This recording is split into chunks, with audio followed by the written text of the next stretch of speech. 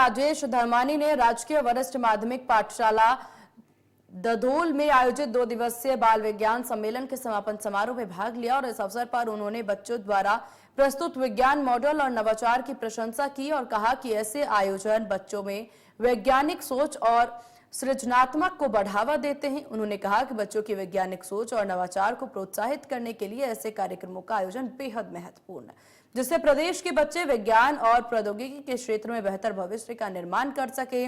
मंत्री ने ददोद स्कूल में बास्केटबॉल कोर्ट के निर्माण के लिए 15 लाख की वित्तीय सहायता की घोषणा की। तो अभी तक होता आया, लेकिन आज हम उससे कई कदम आगे बढ़कर आर्टिफिशियल इंटेलिजेंस का यूज करना शुरू कर गए। उसमें बहुत सारे काम ऐसे हैं जो इसके लिए हमें अपना दिमाग लगाना पड़ता है, लेकिन अब हमारे दिमाग की भी सब्स्टिट्यूट जो है वो आर्टिफिशियल इंटेलिजेंस के तौर पे आ गया है। आपने चिट्ठी लिखनी है तो आपको सिर्फ कमांड देनी आनी चाहिए। अपने जो एआई टूल्स हैं, चैट जीपीटी है, आपके व्हाट्सएप पे तो मीटा एआई भी है, आप उसको कमांड दें कि आपको क्या चाहिए, वो आपको प्रेजेंट कर देंगे। यहाँ तक कि आपकी जो चिल्ड्रन साइंस कांग्रेस है, अगर ये भी कमांड दें कि इसमें किस किस तरह की आइटम्स होने चाहिए, क्या क्या मॉडल हो सकते हैं, तो आपको एक बड़ी लंबी लिस्ट आ जाएगी और उसमें से आप सिलेक्ट कर लें।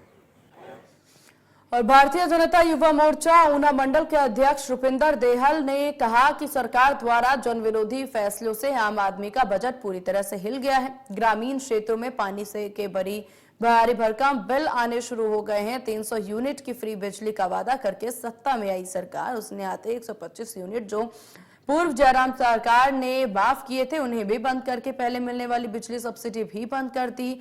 आगे कहा कि हिम केयर कार्ड बंद करके आम जनता के साथ भद्दा मजाक किया गया, जबकि ऊना विधानसभा क्षेत्र के कई गांवों को टाउन कंट्री प्लानिंग में ला करके उन पर टैक्सों का बोझ लाद दिया गया। युवाओं को हर साल 5 लाख नौकरी देने का वादा, कई भर्तियों पर रोक लगा दी गई। आगे क्या कुछ कहा सुनिए।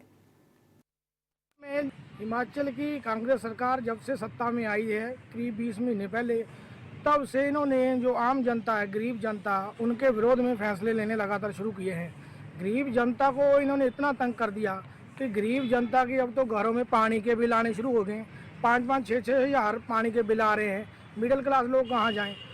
और दूसरा, इन्होंने 300 यूनिट फ्री बिजली का जो वादा किया था, पूर्व में जयराम सरकार ने जो 125 यूनिट माफ़ किए थे, इन्होंने वो भी बंद कर दिया। और 300 यूनिट क्या, इन्होंने यूनिट पे के ऊपर हिमाचल एक ऐसी स्टेट है जहाँ जो तो खुद बिजली बनाता है, जो बिजली नहीं बनाते उन प्रदेशों में बिजली के ऊपर सब्सिडी मिल रही है। हिमाचल में इस सुक्खू सरकार ने बिजली के ऊपर सब्सिडी बिल्कुल बंद कर दी है।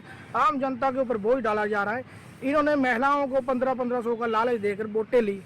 महिलाओं को फार्म अभी तक पता नहीं कहाँ है, वेलफेयर दफ्तर में पड़े हैं, पंचायतों में पड़े हैं। वेलफेयर वालों से पूछो, वो बोलते हैं हमें इनकी कोई जानकारी नहीं है। ये जो फार्म है जो वापस देने के आदेश दिए गए हैं, मगर वो फार्म पिछले 2 महीने से कहाँ पड़े हुए हैं, पंचायतों में तो पहुँचे नहीं।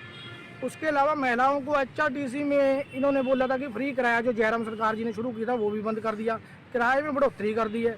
इन्होंने बोला था जो बेरोजगार युवा हैं हर साल 5 लाख नौकरियां देंगे।